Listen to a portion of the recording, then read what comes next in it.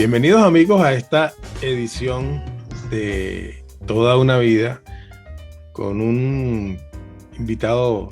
Uno siempre dice que los invitados son especiales, pero es la verdad, no podemos evitarlo. Uno los escoge por la particularidad de ser las personas que son y del aporte que han hecho. Y un aporte como el de Federico Pacanins no podía quedar por fuera en esta serie, donde hemos tenido a mucha gente con una trayectoria valiosa, como es el caso de Federico Pacanins.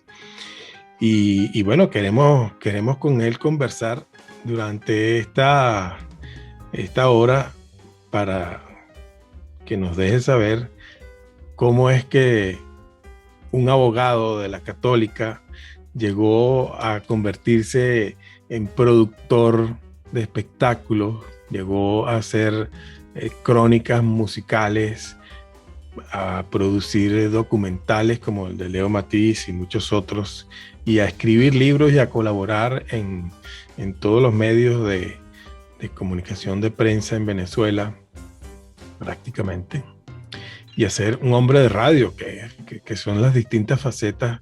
Por lo menos creo que nombré, Federico, las más importantes, porque tú eres como un hombre del Renacimiento, donde hay algo que te interesa en el arte, ahí estás tú. Bienvenido. Oye, muchas gracias por esta invitación. Gracias.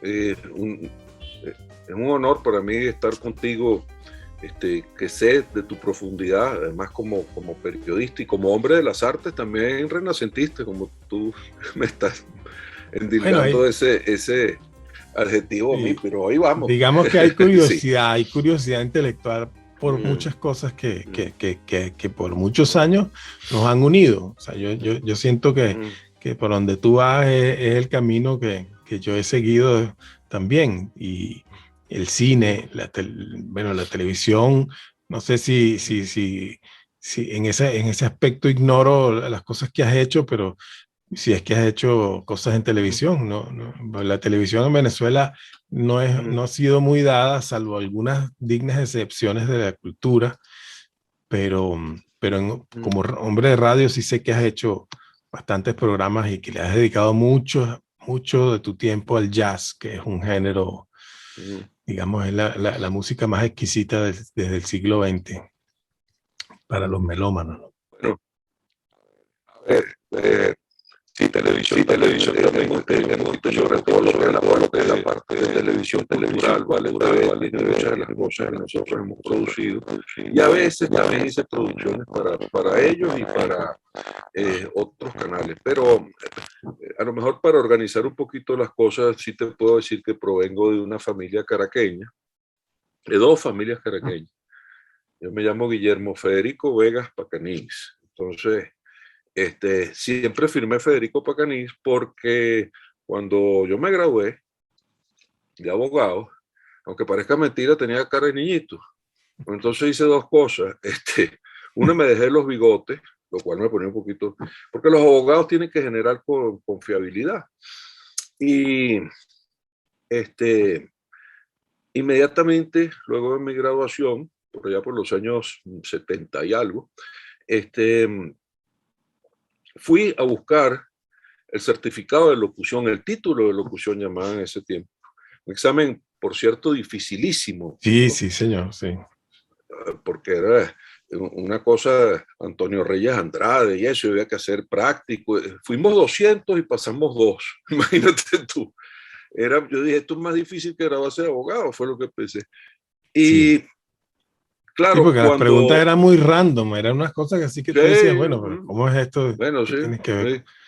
Entonces, cuando me dieron el título, el certificado, lo vi y dije, bueno, pero aquí puede suceder una cosa muy, muy rara, porque inmediatamente me llamó un amigo y me dijo, mira, hay una oportunidad en la Radio Nacional de Venezuela para que hagamos programas del jazz a la medianoche. Estamos hablando de años 77, por ahí. Y entonces, digo, sí, pero si yo empiezo a aparecer en el radio, este asunto de la confiabilidad se va a perder. Entonces, ¿qué hago? me quedé viendo el título, decía Guillermo Federico Vegas Pacanís. Y dije, pero voy a usar los dos del medio. Para el radio y el otro para el abogado. Entonces era muy cómico porque a veces al abogado le preguntan, ¿tú tienes algo que ver con ese tipo que sale en el radio a medianoche por Radio Nacional? Y yo, no lo conozco, no sé quién es. Y ¿sabe por qué? Porque también siempre quise trabajar por mi cuenta como abogado, no pertenecer a bufetes. Y generar confiabilidad en ese tiempo estaba absolutamente divorciado al hecho de ser un individuo bohemio o un individuo de la radio, porque a la gente de la comunicación social, sobre todo a los que dan el frente, locutores, cantantes, músicos, lo veían como una gente bohemia y acaso un poquito alocada. Entonces empecé a vivir con esa dualidad, con ese heterónimo que venía siendo uno mismo, ¿no? Y me negué, por cierto, a la televisión por esa misma causa, porque dije, bueno, si no, el otro no se va a poder desarrollar.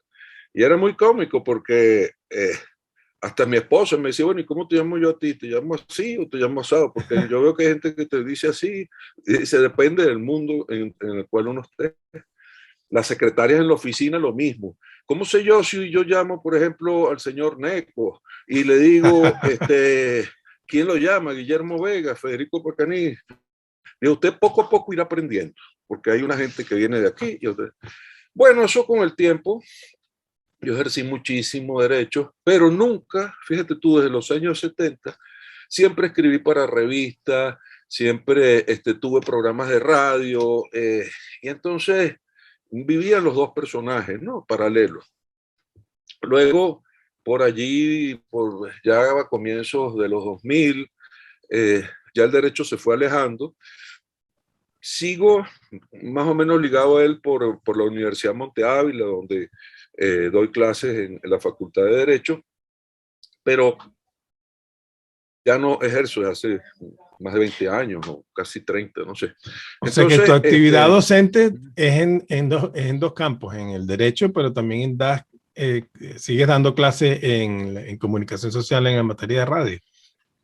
Sí, en la materia de radio por más de 10 años, también en la Monte Ávila, y después en teatro también. Okay. La formación habitual de los estudiantes de teatro, los que escogían esa electiva también pasaban por mis manos, pero yo tengo un taller especial que es dinámico, es muy práctico, ¿no? Vamos con principios y vamos a montar, no pura teoría, ¿no? Ese también lo llevé por bastante tiempo. Hoy día también lo llevo en una magnífica escuela que se llama Escénica. Hoy día la fundó Gerardo Blanco y hoy día está presidida por José Tomás Angola y tiene muy buenos profesores. Es en la colina creativa, ¿no? Arriba de la Universidad Metropolitana. Bueno, ahora, entonces, sí, la pregunta que te tendría que hacer naturalmente, después de ver este despliegue de intereses que ha estado vinculado siempre a tu vida, es ¿qué te da más placer hacer de todas esas cosas que haces? O todas esas cosas las haces precisamente porque todas te dan te dan nota todo el ámbito académico, toda la parte de producción, pero ¿hay algo que te hace más feliz de todas esas disciplinas? Hoy día me hace muy feliz el hecho de poder escoger justamente lo que uno quiere hacer. Y poder decir, esta clase de derecho puede ser interesante, o este montaje teatral puede ser interesante, o qué sé yo, ser directivo de alguna asociación o presidente de la asociación Humboldt, lo cual me honró mucho. Yo te quiero responder también con algo que leí muy interesante del psicólogo Rafael López Pedraza, que tiene un libro dedicado a Dionisios. Sí. Y él allí habla de dos verbos muy interesantes en el español, ¿no? Que son el ser y el estar. Entonces el ser, imagínate, ese es el verbo fundamental de la filosofía. ¿Quién soy? Entonces hay una época en que el hombre está dilucidando quién es.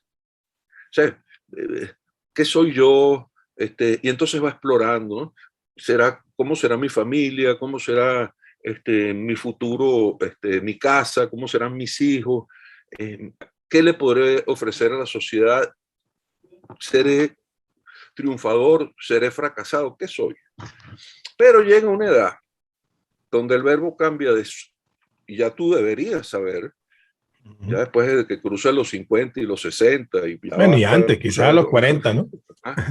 quizás a los 40, 40, sí. sí. Entonces tú dices, ahora viene el verbo estar. ¿Dónde quiero estar? Es mala cosa que un individuo ya casi setentón ande buscando quién es. Ya debería saber más o menos quién es. ¿Sabes? Lo que sí puede estar es buscando dónde estar, desde el quién es. Y ¿O dónde está mejor? ¿No? ¿A dónde ¿O está dónde está mejor? ¿O mejor? dónde Porque creo que dentro de todas las cosas que tú haces, te sientes cómodo y te sientes como pez en el agua, pero habrá alguna que te llame más la atención, que te dé más satisfacciones. Exacto, y tú vas tratando de basarte en quien tú eres, en lo que tú hiciste, ¿no? Para decir, bueno, esto sí es, por ejemplo, radio. Por muchos años, cuando existió Jazz 95.5 FM, pues tuvimos 20 años ahí, fíjate Sí. tú, no son 2 días. Y muchas eran transmisiones en vivo, nocturnas, de 10 a 12 de la noche, los días jueves, los 24. Tú me dices, tú quisieras volver a estar. Por supuesto que quisiera volver a estar en una emisora como Jazz 95.5, pero yo no quiero hacer programas en vivo a las 10 de la noche. No, ese es No, y otro menos tiempo. ahora. Eso se acabó. Bueno, por eso te digo, eso se acabó, ¿no? Sí. Ahora, me gusta estar en radio, ¿cómo no? Me gusta que una audiencia nutrida, como puede ser la de Shirley Barnaghi, compartí con ella media hora los días martes, como lo estamos haciendo desde hace 2 años, y hablar de música popular, de salsa, de música caribeña, y poner alguna cosa y comunicarnos, y tal vez ese afán del comunicador, que es convertirse como una especie de puente entre algo que considere interesante y una audiencia para que lo refiera, pues, ¿no? A través del radio. Eso, entonces tú dices, yo quiero estar allí, pero yo no quiero estar otra vez a las 10 de la noche en una calle de Caracas saliendo a las 12 con un carro, con otro pegado atrás a ver para ver quién gana, ¿no? Entonces eso es así, nada que, fíjate, o lo mismo, cuando uno está en otra etapa, se está poniendo a prueba. ¿Será que si yo escribo esto y lo pongo frente a una audiencia, esto estará bien, la gente lo aplaudirá, no lo aplaudirá, lo correrá? Los amigos críticos, entre comillas, amigos, entre comillas, eh, tendrán beneplácito con esto o no. Bueno, llega un día donde tú dices, como decía el programa de televisión aquella, etapa superada. Entonces tú dices, Sí. voy a hacer esto porque creo que vale la pena proponerlo, pero no porque te estás poniendo a prueba, sino porque ya piensas que puedes a lo mejor entregas una cosa que no sirve también, porque hay cantidad de cosas que uno hace que de pronto dice yo no debía hacer esto, pero hay otras que dicen no, menos que las hice. Entonces estamos en esa etapa. Hay teatro, sí hay teatro. Hay radio, hay radio. Hay crónicas, sí la hay.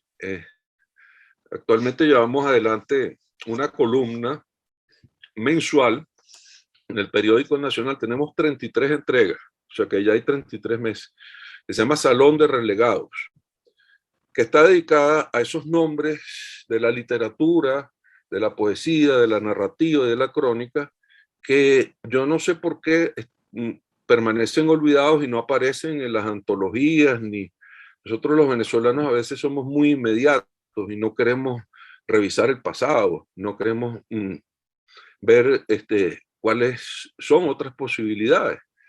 Y entonces se me ha dado la oportunidad, por trabajar muchos años con el papel literario, de hacer una vez al mes una revisión de esto. Y eso me tiene muy satisfecho, ¿no? Poder ya tener la semana que viene es la entrega 34. Entonces aparezcan nombres allí como es Leoncio Martínez, como Francisco Pimentel, como Rafael Insausti, y así, pues, como gente todavía más reciente también, ¿no? Casi todos ya fallecidos. Entonces, se van ligando algunas cosas y tú vas distribuyendo tu tiempo estando en esos sitios que te dan la oportunidad de estar también, ¿no? Sí, y sin embargo, teniendo todas esas opciones, me parece que el espectáculo en general es una de las cosas que más te ha llamado la atención últimamente, porque has hecho, bueno, hiciste muchas presentaciones de teatro en el tiempo en que estuviste al frente de la Humboldt, y de verdad que eso generó mucho interés, no solamente por las piezas en sí, sino también por darle vitalidad de nuevo a ese lugar tan hermoso que tenemos en Caracas y que había quedado como escondido entre tantas dificultades urbanas que tenemos. Rescatar ese espacio fue algo importante. Y, y tenerlo de nuevo para hacer piezas complejas como las piezas que hiciste de Shakespeare, pues más todavía, porque cuéntame cómo fue que el abogado empezó a leer a Shakespeare, por ejemplo. Eso es algo que viene de casa. Mi papá eh, fue diseñador industrial. Eso en los años 40 y 50 no se entendía bien. Era un individuo que, él lo escribía muy bonito, pero yo soy arquitecto de las cosas pequeñas. Entonces, y de hecho tenía una fábrica de lámparas, entonces era cómico también la anécdota porque en ese tiempo le decía, ¿tú eres decorador? Y le decía, no, decorador no, soy diseñador industrial, eso es otra cosa. Entonces, ojo, no es que tenemos nada contra los decoradores, pero no soy decorador. Entonces, él me enseñó la poesía, la lectura. Vengo de una familia donde dos tíos míos son premios nacionales de arquitectura, donde el arte era lo que Estaba muy más se presente, sí. estimaba. ¿Y Sí, se estimaba más. con qué poetas te inició tu papá en en la lectura? Bueno, yo casi aprendí a leer con Andrés Eloy Blanco. ¿Ves? Dijo el hombre a la hilandera en la puerta de su casa: hilandera, estoy cansado, dejé la piel en la zarza, tengo sangradas las manos, tengo sangradas las plantas, en cada piedra caliente dejé un pedazo del árbol. Ernesto Luis Rodríguez también. Ajá. Entonces, claro, esas eran referencias, como leer Miguel Strogoff, por ejemplo, El Correo del Zar. Tenía sarampión y me regalan un libro donde por un lado eran Las Mil y una Noches y el otro lado era Miguel Strogoff, de Julio Verne. Entonces son cosas que te van sembrando el gusto por eso. Discos. Yo no sé, esto no, lo tenemos en común. En mi casa se escuchó mucho el de Maro Romero, con El Dinero en Caracas, se escuchaba Frank, se escuchaba Billo, después se le hizo un altar prácticamente a Felipe Pirela, y había había un disco verde que se llamaba Mi Canción, de Alfredo Sadel. Bueno, ese disco tiene una memoria, que es que había dos copias de eso, porque lo pusieron tanto que ya no se oía bien, porque se rayó. Entonces él fue y compró otro. Entonces, después de las comidas de la noche, o era Mi Canción, o era Dinero en Caracas, o era Sinatra cantando, o ese tipo de música, o era música clásica también. Entonces tú te vas formando en las artes, en jugar ajedrez, ¿ves? Había una mesa de billar, jugamos billar, ese tipo de cosas. En ver béisbol, en ir al boxeo. Esa es otra de tus pasiones, pero no quiero que se Sí. me pase Aldemaro. Vamos a hablar de Aldemaro y de ese libro que escribiste para la Fundación de la Cultura Urbana sobre el legado del maestro. Bueno, yo hice dos piezas de Aldemaro. Uno, en la serie de las biografías del Nacional. A mí me encargaron dos. Una fue la de el maestro Villo Frometa y otra el de Aldemaro. al maestro Villo Frometa lo había conocido, pero como usted y adiós, pues. Al de sí más porque lo produje como 10 años más o menos, de conciertos, discos y ese tipo de cosas. Y en el caso del maestro Aldemaro, hay un libro que se llama Conversaciones con Aldemaro Romero, que surgió porque recuerdo un primo que me dijo, ¿por qué tú no haces conversaciones con él? Y le dije, bueno, ¿y por qué no lo haces tú? Me dijo, porque es que hablar con él es muy difícil y tú lo puedes hacer. Y después me puse a pensar y dije, sí, es difícil, por una cantidad de circunstancias que por cierto, tú conoces. Porque era un individuo que a veces podía estar a la defensiva, poco por las cosas que habían sucedido en su carrera. Y la verdad es que sí podíamos hablar. Entonces hicimos 4 largas conversaciones que están en ese libro. Y las conversaciones son atrevidas en cuanto a algunas preguntas, ¿no? Que provenían ya de la confianza que podíamos tener ambos, ¿no? Pero dejan mucho saber, yo estoy muy orgulloso de esas conversaciones porque dejan mucho saber cómo era el hombre y sus ideas. Sí. Sí, bueno, toda entrevista siempre es un poco invasiva, pero decía Oriana Falachi que uno tenía que hacer eso con delicadeza para que la gente no sienta que tú estás invadiendo esos terrenos y además para que se sientan en confianza y puedan hablar con total naturalidad sobre las cosas pero hay tantos aspectos de lo que hablar contigo, Federico, que siempre el tiempo se nos queda corto, pero hablemos del béisbol, que es otra pasión tuya, y muchos de esos artículos recogidos en los libros tuyos contienen referencias al béisbol y esa manera de verlo desde el ángulo de la persona que se instruye y no del fanático apasionado, sino la persona que es capaz de construir todo un conocimiento alrededor del juego, pero también manteniéndose en lo que esencialmente somos los que nos gusta el béisbol. O sea, somos fanáticos, no dejamos de serlo. Magallanero, vamos a empezar por ahí. Bueno, pues que naturalmente, si no existiera Magallanes y Caracas, aquí la afición no sería la misma, ¿no? Yo soy caraquista para furibundo. Claro. Recuerdo alguna discusión que tuve alguna vez con Leonardo Padrón, porque él me decía que estaba mal dicho en castellano un Magallanes Caracas, que siempre era un Caracas Magallanes. Y le dije, bueno, lo claro, que pasa Leonardo es que caraquista. Claro, entonces la respuesta era sí, pero ¿sabes qué pasa? Que el uno sin el otro no pueden vivir, ¿ves? Porque es así de simple. Entonces, sí. Bueno, no, el béisbol, imagínate. ¿Por qué el Magallanes? En algún momento en el año 64, porque eran los orientales, cosa que poca gente sabe que Magallanes en un tiempo que desapareció y por los años 62, 63 no estaba. Y entonces por fin renació el Magallanes y vi al Magallanes con Camaleón García ganándole al Caracas y me hacía mucha gracia que un señor gordo que jugaba tercera base le diera un batazo y lo dejara tendido, ¿no? Porque del otro lado estaba Davalillo, César Tovar y toda esa gente. Y dije, no, estamos con otro amigo y nosotros somos magallaneros. No, pusimos la gorra del Magallanes. ¿Qué pasaba? Que también jugábamos béisbol. Yo jugué béisbol organizado como unos 20, un poco menos, como 15 años. Y no es que fui muy bueno, pero sí llegué a jugar categorías A y AA en Miranda. Y después muchos años también en softball AA y eso. Entonces había ¿Y qué una posición afición jugaba?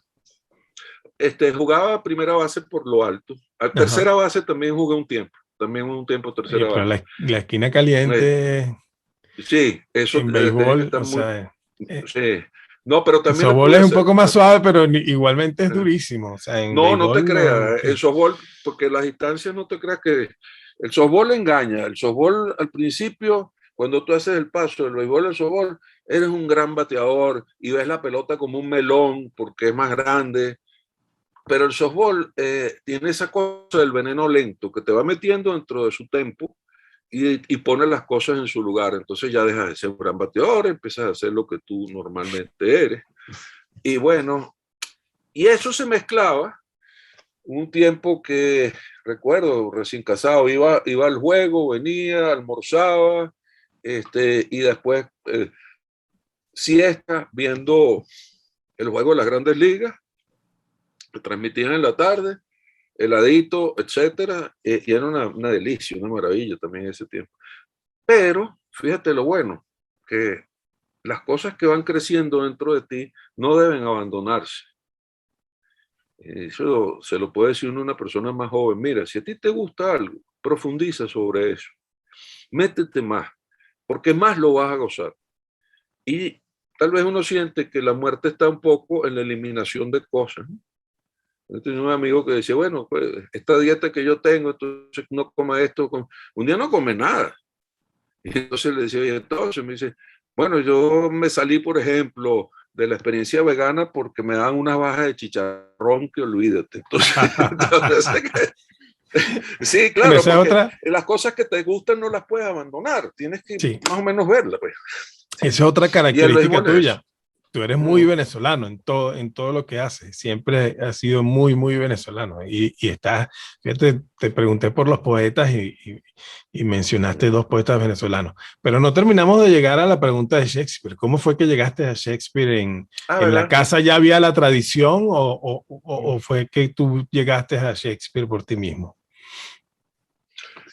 Shakespeare, en la casa viene la tradición, también habían obras completas de esto, se conversaba acerca de lo que podía ser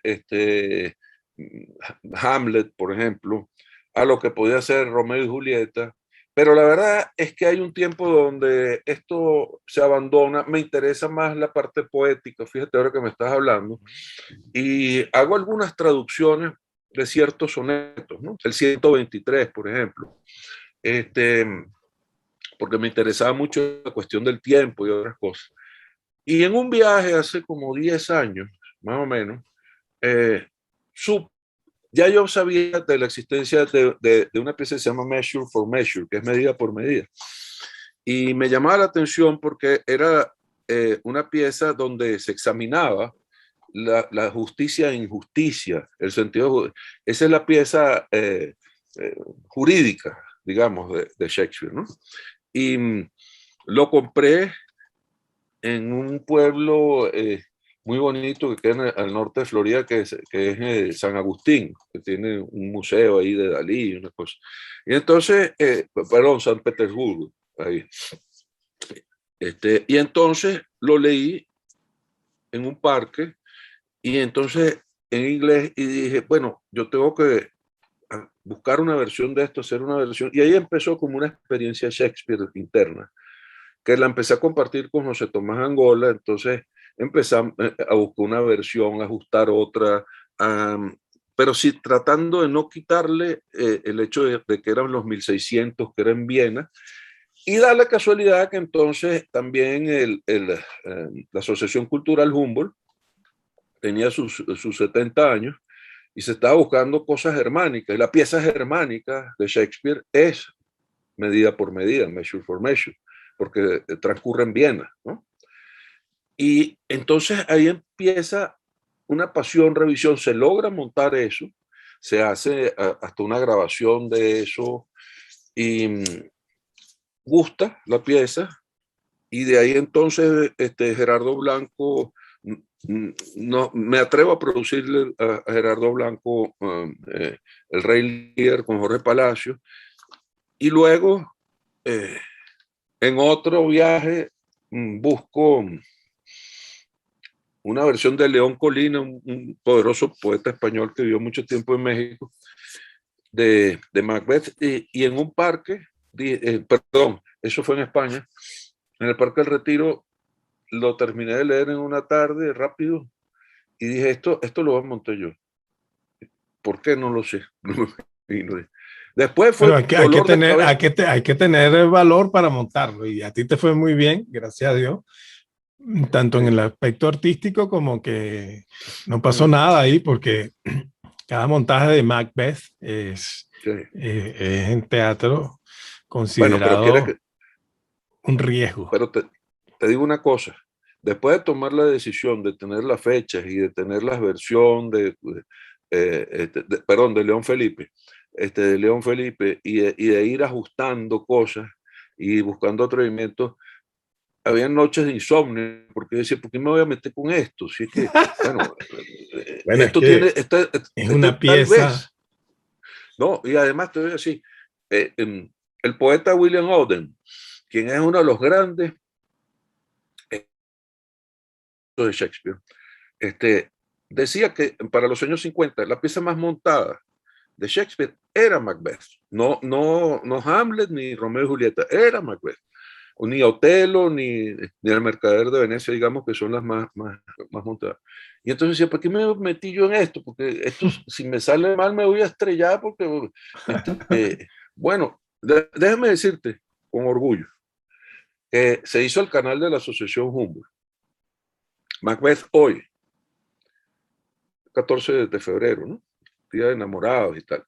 Bueno, tiene casi 36.000 visitas en el canal de YouTube. Tal vez sea la pieza hecha en Venezuela de teatro que más visitas tiene, de todas las que se han hecho. Y eso, y en español, esa versión que pudimos hacer de Macbeth, que está bien filmada, con buen audio, donde no se niega la teatralidad, pero los tiros de cámara y los cortes están bien, es número 3 en español, por encima de versiones chilenas, mexicanas, españolas. Hay una española que tiene 120.000 visitas. Después hay una que compite con la nuestra casi cabeza a cabeza, justamente con esos 30 y pico mil. Y si tú pones Macbeth en español, no estoy hablando en inglés, hay cosas que tienen 1 millón de visitas o 2, pues las versiones cinematográficas, etc. Te aparece de segundo, de tercera esa. La ven en Chile, la ven en México. Entonces, para mí es una experiencia inédita, son regalos de la vida, porque uno hace esto para comunicarse con otros.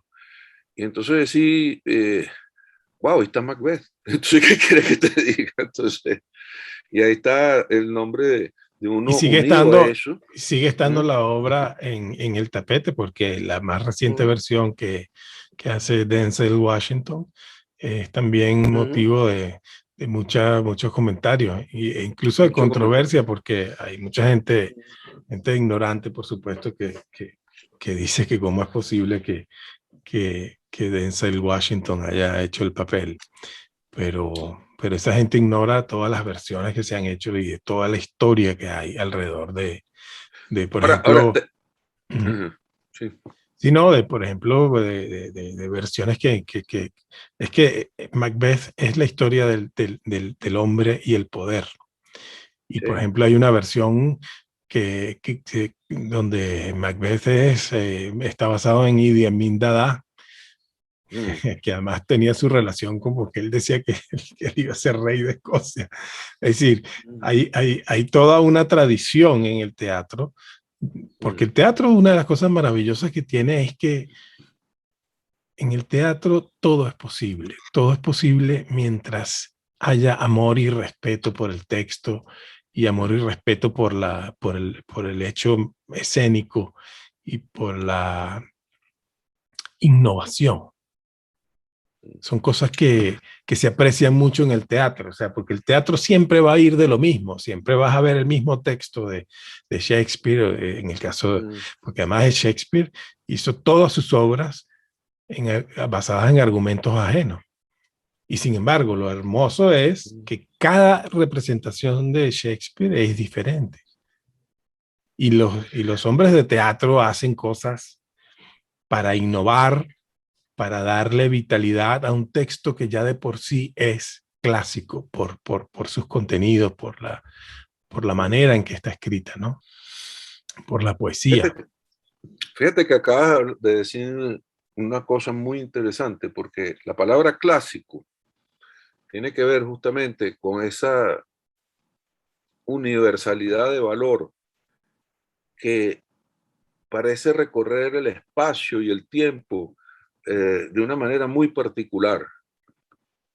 Parece ser infinita, ¿no? Porque cuando tú hablas de Shakespeare, o podrías hablar a lo mejor de cosas de Calderón de la Barca o de Lope de Vega, tú dices, esto como que tienen 500 años, y tú dices, y tendrán 500 más. y uno mismo cuando lo conoce dice, yo creo que sí, porque tiene valores universales allá adentro, tanto valores formales, en estructura, en el modo como está concebido, en los personajes, como en su ética interna, ¿no? En lo que es el contenido de la obra. Entonces, y además, ellos te enseñan a ti, tú no le enseñas a ellos. Uno de los errores más grandes de abordar un clásico es creer que tú puedes enseñarle a Shakespeare algo. Uno tiene que tener la humildad de decir, él es el que me va a enseñar a mí. Y es Y que a los sí, actores, por ejemplo, decirles, mire, récenle a esto que van a hacer. Dejen que las palabras los construyan a ustedes. No empiecen a utilizar métodos donde ustedes traten de imponer su personalidad. Eso es muy válido en otros géneros, pero en un clásico hay reverencia hacia eso lo que va a hacer. Tú no puedes, por ejemplo, estar sustituyendo palabras y diciendo cosas que te parecen. No, porque entonces la sonoridad cambia. sí, Siempre. incluso hay un riesgo en hacer esas cosas. O sea, siempre, cuando hablamos de un clásico como William Shakespeare, uno piensa inmediatamente en eso, en la reverencia que puede tener quien sabe de literatura por un texto que está escrito de la forma más extraordinaria que se ha escrito al texto alguno en la historia de la literatura mundial, porque no es solamente la literatura angloparlante. Y sin embargo, el hecho de afrontar a, a Shakespeare desde un ángulo irreverente puede dar muchos mejores frutos que ser tradicionalista. Ahora, se requiere un altísimo nivel para irrumpir en una estructura tan Sí. perfecta y salir indemne de eso, ¿no? Porque la estructura de las obras de Shakespeare es algo que está muy bien pensado. Entonces, tocar una parte sin afectar el todo es imposible. O sea, tienes que ir con un concepto muy claro de lo que está ahí y el hecho mismo de que las grandes producciones de Shakespeare se mantengan dentro de ese canon dice mucho. Dice mucho, en el valor experimental puede ser que hayan logros, pero los logros verdaderos están en mantener ese texto, como dices tú, dentro de su estuche majestuoso, que es la estructura y el lenguaje también. Fíjate, la primera transgresión es que Shakespeare en español, ¿no? Es otra Siempre cosa, sí, sí. va a ser una versión libre. No No, existe una. O sea, inferior, porque hay que considerar que lo que él claro. escribió en inglés, no en su idioma, de Entonces alguna manera. siempre hay algo, por ejemplo, de escoger eso, que es que quien haga la versión tenga un sentido poético. Por ejemplo, si tú vas a escoger Romeo y Julieta, léete la versión de Pablo Neruda, léete la versión de Jacinto Benavente, son premios Nobel, son en Dios. Y si vas a buscar una versión propia o X, respeta las estructuras, como tú estás diciendo, igualito que con Macbeth. Yo me traí con Macbeth porque Leo Felipe era un gran poeta español, tal vez un escaloncito más bajo que Federico García Lorca, porque él es de esa época, ¿no?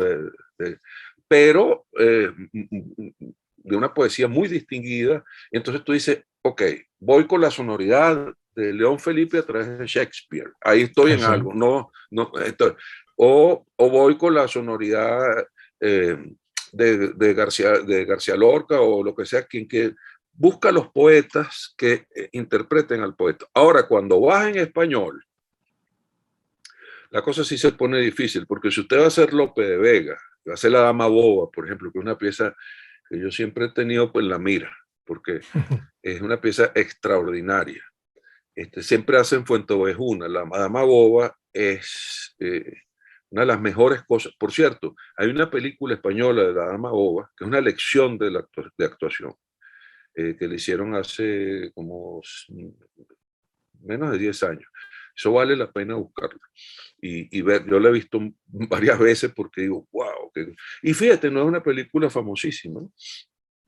Pero es que Este, lo extenso de la obra de Lope de Vega, sí, lo prolífico que era ese hombre, nos da para un infinita Ahora, cantidad de... fíjate, Pero si fíjate, tú vas a estamos hacer... hablando de la poesía de Shakespeare y eso es el gran reto para alguien que agarre un texto como Sí, Hamlet, por ejemplo, o sea, sí, o como cualquiera realmente de las obras de Shakespeare. sí.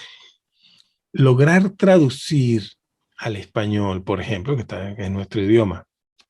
Mm, En español hay 60 palabras para la que usa Shakespeare de maneras mm, de múltiples ujú, sentidos. O sea, cuando tú sí, dices una palabra de mm, Shakespeare, tú tienes que necesariamente interpretar aquello en el contexto de la frase, mm, del mm. párrafo, de la escena, del todo la obra, porque puede significar muchas cosas, Así pero es. tienes que Fíjate, contextualizarla y saber darle una interpretación adecuada, porque es como tú dices, o sea, el texto es fundamental a la hora de montar a Shakespeare en español, porque sí, debe ser señor.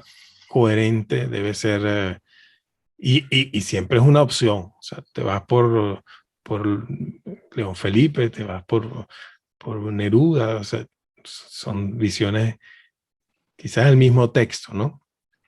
Pero uno encuentra Fíjate que miles de diferencias. actualmente, bueno, eso es una primicia que te puedo dar. Gracias al Macbeth, a mí se me acercó un grupo de gente muy seria y me dijo, nosotros queremos que tú hagas Romeo y Julieta. Y yo dije, wow. Alguien me dice, pero, y tú y le dije, lo que pasa es que eso cuesta en el modo que yo la quiera hacer, tiene un costo alto. Pues. Me dije, no, pero aquí está el dinero. No, entonces alguien me dice, pero ¿y cómo te vas a meter eso? Y le dice, mira, si a ti te dicen a Romeo y Julieta y tú no lo haces, tú no perteneces a esto. O sea, ¿entiendes?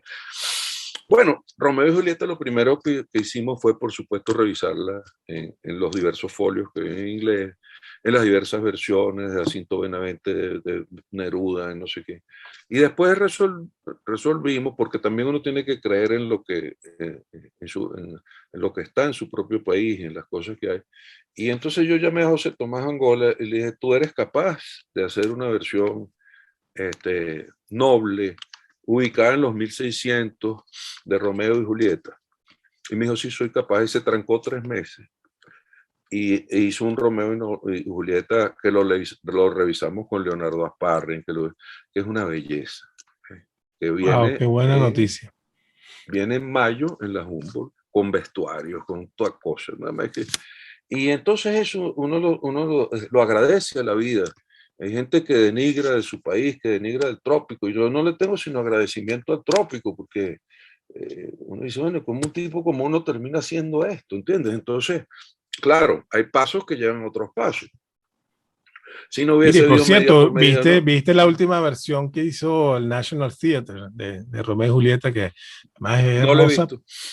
Mm, Mírala porque es una mm, adaptación mm, o sea, lo comenzaron a hacer en tiempos de pandemia, o sea, mm, cuando estaban a principios del montaje, les mm, agarró la pandemia y entonces mm, decidieron hacer como hizo Orson Welles cuando estaba haciendo mm, Otelo, mm, eh, y no le llegó el presupuesto y entonces tuvo mm, que hacerlo finalmente con unas batas en fin, o sea, ellos se adecuaron a esta circunstancia de la mm, pandemia y hicieron mm, todo dentro del mm, marco de los actores que se preparan para hacer la obra. Es una belleza, es una belleza. Lo voy a ver en la Nación. Fíjate que en las estructuras, esto tiene una anécdota ya, que cuando estábamos diciendo, bueno, pero vamos a hacer un Romeo y Julieta que esté en Verona en los 1600 o qué. Y entonces Angola me dijo una cosa que me marcó, yo me reí, me dijo, mira, la versión de Romeo y Julieta, poniendo, qué sé yo, una pandilla en Petare y otra en Katia, no es otra cosa que West Side Story. Sí. Eso no se puede superar. Y es verdad. Entonces, vamos a dejarla en Verona en 1600 y vamos a pertenecer al mundo clásico de lo que hace eso. Los voceos, fíjate tú, cuando tú agarras una versión española, empieza a ver, estáis aquí presente con nuestro Neco, que nos estáis satisfechos con mi... Entonces, no, pero en 1600, te lo digo por alguien, por ejemplo, en Macbeth dijo, estos son unos mexicanos voceando como españoles. Y yo no le contesté en una de las críticas. Le dije, primero, no somos mexicanos, somos venezolanos. Pero déjame decirte que para 1600, aquí ya se voceaba de una manera distinta que en España. Nadie sabe cómo, eso sí es verdad. Pero que usted crea que no había voz en 1600 en Venezuela, 1700, 1800, está equivocado. Porque los españoles que venían eran los que enseñaban el español y ese era con voces. De hecho, en el Zulia se vocea por eso, porque viene de bueno, pero esa es una La defensa. ignorancia es atrevida, sí. Sí, entonces, ¿cómo voceamos? Bueno, no como nos suponemos que podríamos vocear en Venezuela haciendo esto en 1600, en la época de Shakespeare, donde hay ciertos tuteos y ciertos voceos, por ejemplo. Ya eso ya tiene lo suyo. Luego otra cosa que le hacen mucho a Shakespeare, que ahí en las estructuras de esas obras, que él las dividió muy marcadamente en tragedias y comedias, ¿no? Él decía The Tragedy of, la tragedia de Hamlet, The Tragedy of King Lear o de Macbeth o lo que sea. Y curiosamente pone The Tragedy of Romeo y Julieta, pero Romeo y Julieta marcadamente es una comedia hasta la mitad, hasta que viene la matanza de Mercucho y otro. Antes es una comedia deliciosa, es casi la única de sus tragedias, es prácticamente pura comedia. Tiene un lunar que es con Teobaldo, que sí amenaza y que es un personaje oscuro desde el comienzo y que parece como una causa inmediata detrás. Entonces, todas esas cosas tú las tienes que ir analizando cuando vas a montar esto.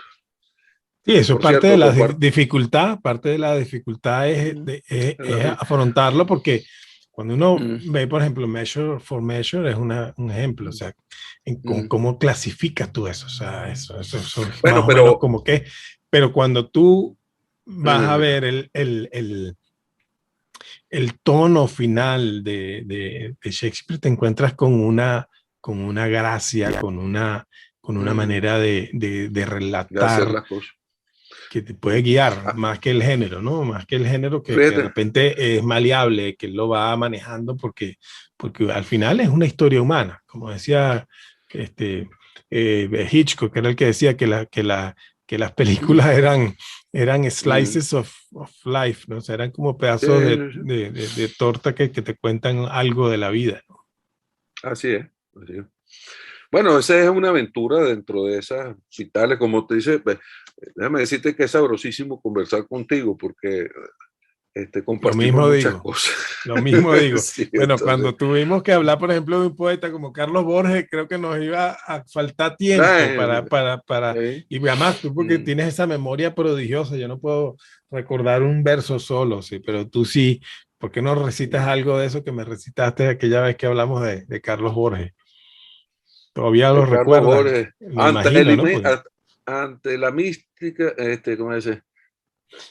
Yo puedo, déjame contextualizar para que sepan, algunos venezolanos no saben quién es Carlos Borges y es un crimen que no se conozca su obra. Y Carlos es un personaje digno de cualquier cantidad de homenaje, de tributo, de lecturas y de exposición, porque fue un hombre vinculado a la política, fue primero castrista, después fue gomecista y estuvo vinculado con la sociedad de su época desde dos perspectivas, como capellán del ejército, que era de la época de Juan Vicente Gómez, así como desde la parte literaria, que era amigo de todos los hombres importantes de letra, ¿no? Pero bueno, te interrumpí, ¿qué era lo que ibas a decirme? No, que por fin me vino. Ante Ante la imagen de Jesús rezaba con místico fervor mi devoción cuando cerca de mí pasó una hermana casi rozando con mi corazón. El demonio bíblico y maldito quiso, Dios mío, profanar mi rezo. Corrí tras ella, la alcancé y la vida toda se la di en un beso. Cuando mi puesto volví cual Judas, con la cabeza baja y avergonzado, el buen Jesús me dijo con ternura, dale otro beso, que eso no es pecado. Y por ahí sí. Carlos Borges Mira, Carlos Borges, sí, sí, era, en la fiesta.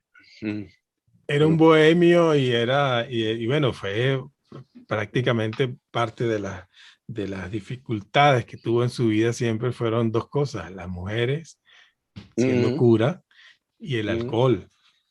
Además, estando al lado de un hombre como Gómez que no bebía nada. Hay una obra de Eular Pietri que el personaje principal, aunque él no declara que es Carlos Borges, es Carlos Borges. Ahorita no recuerdo. Bueno, en Oficio de Difuntos, sí. Creo que sí. Y Que cambia los entonces, nombres, sí.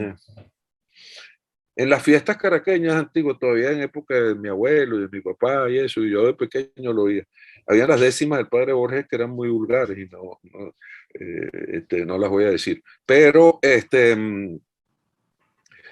siempre se tuvo como ese individuo que transita los dos mundos, ¿no? Que tenía la parte religiosa y tenía cosas bellísimas como eran las 7 palabras o la apología a Bolívar o ese tipo de cosas que le hacía en Semana Santa, y tenía luego la parte de su debilidad, su parte dionisíaca, por decirlo así, ¿no?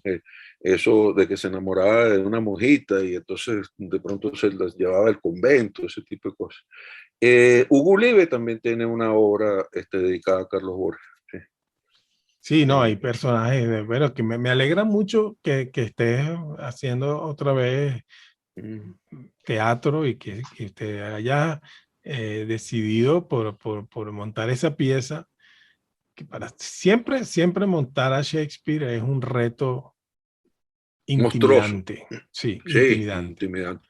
Intimidante porque desde el mientras... comienzo uno sabe, bueno, es como también decía Woody Allen, que cuando uno iba a hacer una película, uno tenía esa idea en su cabeza de ese guión maravilloso que uno escribe y que está entusiasmado por filmarlo y que nunca la película va a quedar como tú querías en tu cabeza que fuera. Siempre va a ser un poquito por debajo de tu imaginación, pero lo que pasa con Shakespeare es que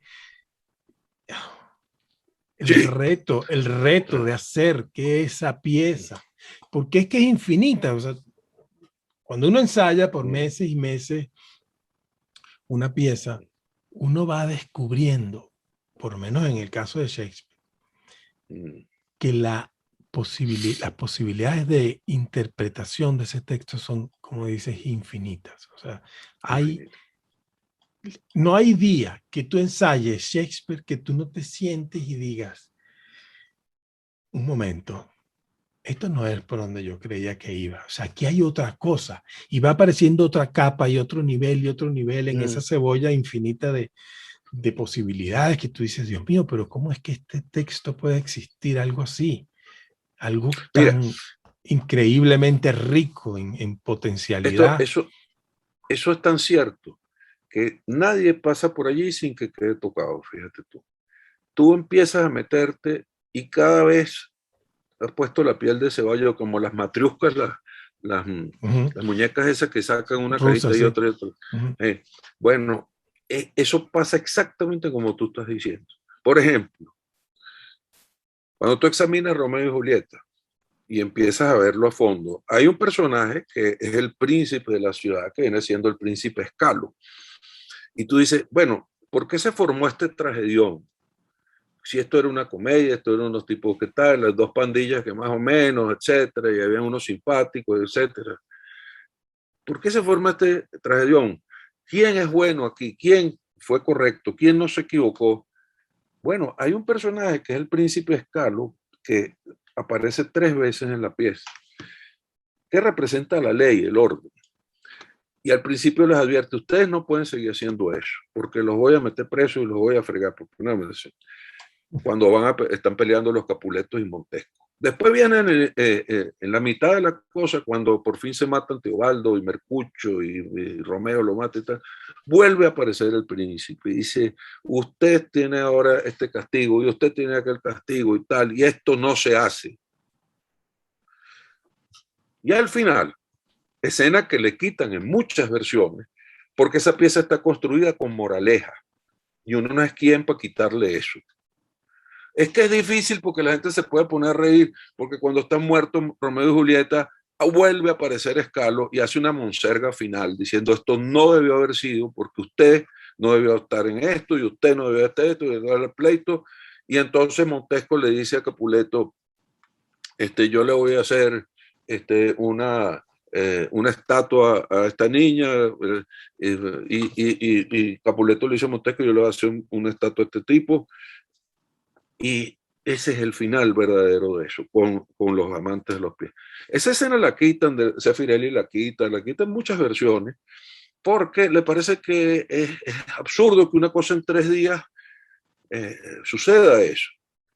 Y uno se da cuenta, wow, pero no se entendió que la estructura está en que ese Shakespeare que piensa esa pieza, dice que hay un orden humano y un orden legal, todavía él cree en eso, hay otras donde ya él no cree eso, pero esa pieza hay que verla que es de juventud de él, es que el único bueno viene a ser la voz autoritaria, fíjate tú, de la ley, diciéndole, no está bien que existan esos odios entre familias, no está bien que usted mate a aquel y el otro, no está bien que sigan en esto, todos los demás se equivocan. Y entonces tú dices, ¿y por qué hay entonces gente que no lo deja rematar? ¿Quién es uno para corregir ese final? ¿Por qué? Ah, porque le parece que es simpático. Bueno, ¿sabe qué? Que a usted le falta habilidad. Entonces, ¿entiendes? Digo, usted es montador. Búsquele la vuelta para que eso sea la tragedia. Poca gente sabe. Mira, en Romeo y Julieta hay 6 muertes en 2 días. 6. Entonces, lo que empieza con un baile, con no sé qué, con un amor, muere Romeo, por supuesto, muere Julieta, por supuesto, muere Mercucho, muere Teobaldo, van 4, ¿no? Pero muere el conde París, que también va a visitar a la Julieta, lo mata también Romeo. Y muere la señora Montesco de tristeza porque el exilio de él. Entonces no es una tragedia enorme que va más allá de la muerte de 2. Entonces son las cosas que Shakespeare te va enseñando cuando tú estás montando. Entonces tú dices, me hace el favor y hay una simbología en el Príncipe Escalo. Otra cosa que tiene, por ejemplo, Romeo y Julieta. Muy pocos montajes desarrollan al personaje Rosalinda, porque no tiene parlamento. Resulta que Romeo se presenta como un enamorado de Rosalinda, le dedica poemas a Rosalinda, va para el baile por Rosalinda. Entonces, como alguien, un actor ajustadamente en uno de estos ensayos me dijo, bueno, es que una cosa es que Rosalinda no tenga parlamento y otra que no exista. Entonces es el arte de la pantomima desarrollando a Rosalinda, porque los poemas se los dice a una Rosalinda que aparece, que te digo yo, en un jardín o aparecen antes de Julieta. Y entonces tú empiezas a ver, claro, gracias Shakespeare, esto no se lo está diciendo él a un personaje etéreo que está en las nubes, sino un personaje que existe, que tiene piel, carne y hueso, que va para el baile. Y entonces todo el primer acto hay un Rosalinda que no dice ni hola, pero que es el motivo de amor primero de Romeo, por el cual él va para la fiesta donde conoce a Julieta. Entonces son cosas que tú las vas descubriendo en la medida que te vas metiendo, y luego te da satisfacción, dice, wow, voy a tener un Rosalinda en escena, ¿no? Que todo el mundo lo va a entender. Bueno, ya tenemos una primicia que es el que va a hacer el montaje, tenemos otra primicia que es José Tomás Angola, que va a ser hizo el texto el versionista, definitivo del versionista, y que además va a estar muy apegado al original. El original, sí.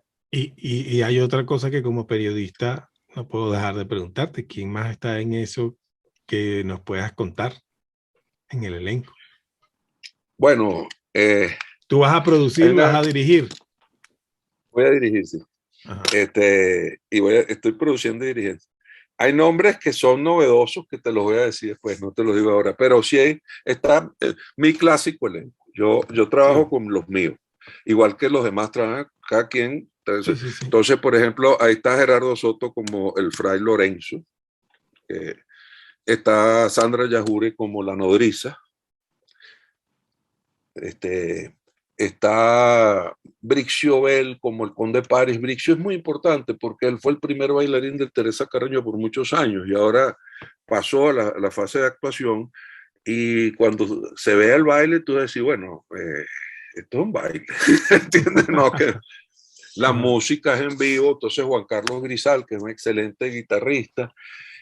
Hay una cosa curiosa en la estructura de Romeo y Julieta, es una estructura periodística. Tú sabes que si tuvieras solamente la entrada de Romeo y Julieta, el prólogo, ya él cuenta Romeo y Julieta.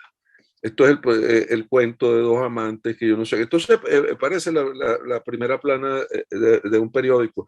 Ayer Sí, se un murieron cuento de Romeo y hadas, sí. Julieta. No, Cuento de y hadas trágico.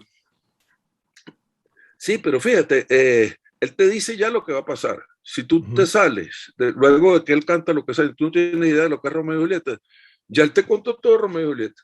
Entonces, vea en las páginas de adentro del periódico qué fue lo que pasó, ¿no? Entonces, esa es la estructura de Romeo y Julieta, que es absolutamente periodística. La escrita por Shakespeare, la respetada por Angola, ¿no? Entonces sí hay un trovador, que antes fue un coro, pero ahora sí se convirtió en un trovador, que cuenta en cada acto qué es lo que va a pasar en el acto. Fíjate tú, eso ya es muy curioso también dentro de esa obra, ¿no?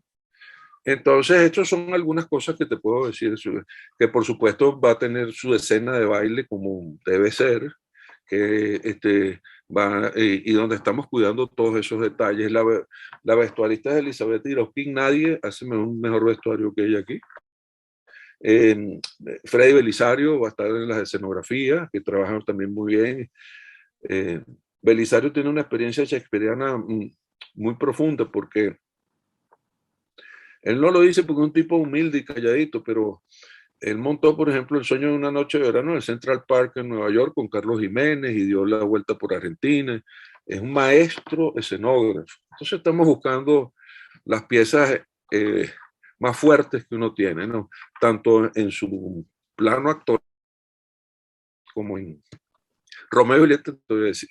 Eso te lo digo después. Sí. Y bueno, ¿y qué expectativas tienes para ese estreno?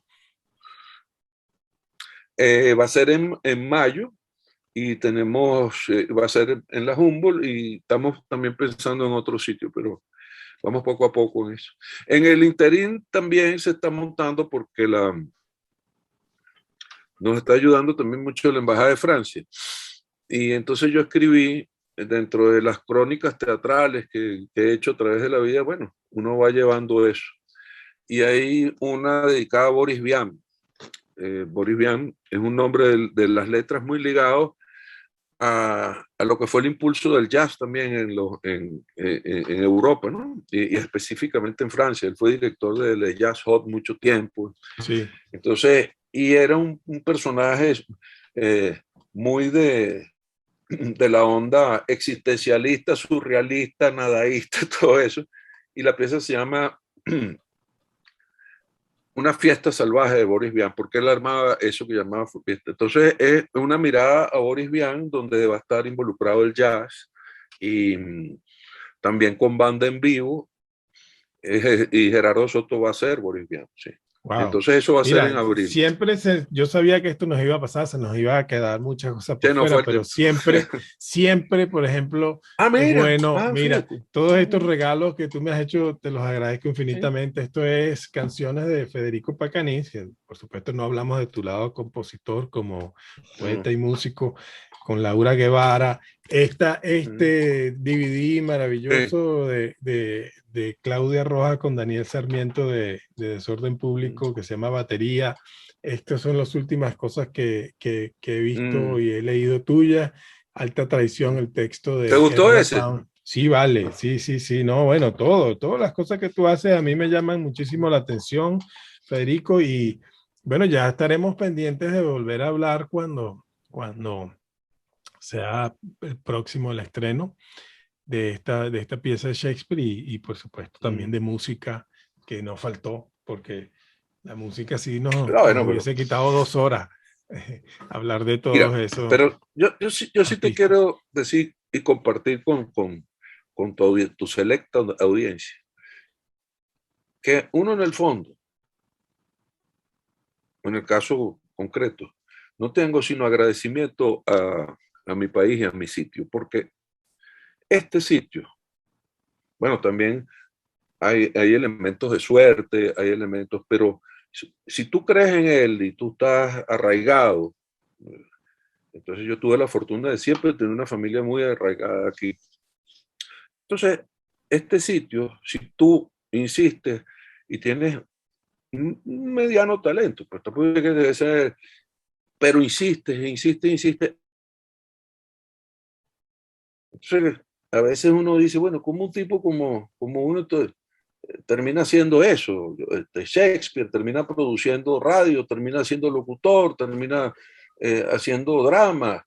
Entonces, ¿qué puedes tener tú? Sino agradecimiento a ese sitio. Yo estoy seguro que yo, bueno, tendría que nacer en otra vida, pero eso en los Estados Unidos o en Europa no hubiese pasado. Eso, por lo menos en mi historia no. A veces uno viene gente y le dice, mira, aquí está esto y esto y esto, yo tengo 10, 20 días, yo le digo, yo tengo como 40 si quieres, pero que si, entonces cuando tú te vayas para allá, le dije, mira, y esto se lo digo de corazón, para mí el mundo se acaba en el borde del agua, ahí se acaba, después no hay más. Bueno, pues tú no has ido de viaje, sí has ido de viaje, pero eso, un sueño, Sí, eso lo sí, tengo yo, yo sí. pero la verdad mía es que el mundo se acaba en el borde del Ávila, es el borde del Ávila, y quieres que te diga otra cosa, que en el fondo, ni venezolano soy, yo lo que soy es caraqueño, yo todo mi cosa es aquí, ¿entiendes? Entonces, Sí, sí, sí. por ahí va la cosa. Y entonces, hay mucha gente que denigra el Lo único que sitio. te falta para ser de verdad un caraqueño es ser de los Leones del Caracas. Pero bueno, te admitimos eso, que seas del Magallanes, porque bueno, nadie es perfecto. Bueno, eso sería una discusión larga, ¿sabes? Porque el Magallanes es más viejo que Caracas en Caracas. Magallanes Bueno, viene por los bueno, bueno, Magallanes de bueno. Catia, o sea que, Bueno, te acepto el reto. Bueno, Federico, mira, claro. hay otra cosa que es interesante en lo que hemos hablado y lo mencionamos de pasada. Orson Welles siempre decía que él prefería hacer, que él respetaba mucho a la gente que tenía esa noción romántica del arte, que pensaba que el arte era un oficio sublime por encima de cualquier otro. Y él decía, no, el arte es un oficio como cualquier, como han dicho las grandes artistas, ¿no? Vamos a estar claros, los grandes artistas no se creen la tapa del frasco ni andan pensando por la vida, que son gente que hace un oficio y lo hace de la manera como puede, con el talento que tiene, y bueno, otros, unos tienen más talento que otros.